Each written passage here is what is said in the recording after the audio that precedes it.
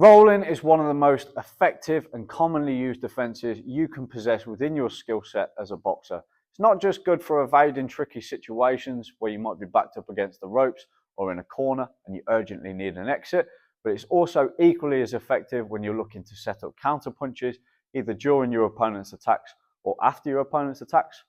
Rolling integrated with movement, say your lateral movement or even creating pivots off the back of a roll, is obviously going to give you access to new positions or new angles inside of the ring as well, which can be really effective when you're making your opponent miss their attack and then creating a new position to set up your own attack off the back of their failure. Before we get into the mechanics of the movement, here's a few things I want you to be conscious of when you're practicing these in training. So the first thing you want to be conscious of is making sure you're bending the knees as you're rolling and not breaking at the hips, guys.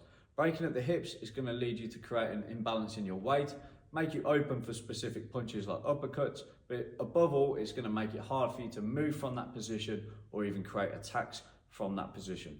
When you're bending with the knees, however, you're going to remain structured as you're creating that roll. You're going to build leverage to set up attacks, and you can quite easily move to a new position confidently without making any mistakes. Now, the second thing is making sure that our guard position is nice and tight as it should be, and when we're creating rolls, we're keeping that guard in line with the chin and the elbows tucked in to make sure we've doubled up on our defenses and we're getting a true sense of what depth we're at during that roll. The next thing is using your lower to upper body rotation and creating that weight distribution from your rear side to your lead side or your lead side to your rear side. Those two things combined are going to make sure that you can create the rolls nice and quickly, but also from a structured position so you'll remain in balance the whole time. Let's whip it all together. We're going to get to our stance position, make sure the guard's nice and tight. We're going to put a little bit of weight over our back leg. Now what I want to do is start to bend the knees.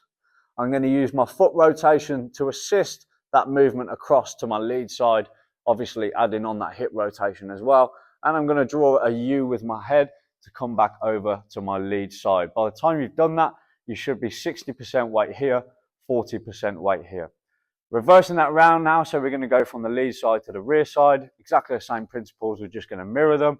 We're going to start off over here. We're going to dip the knees, use the foot rotation and hip rotation, and we're going to draw that U with our head. So we've got 60% weight back on the back leg and 40% on that front leg. So we're back to our structured base position.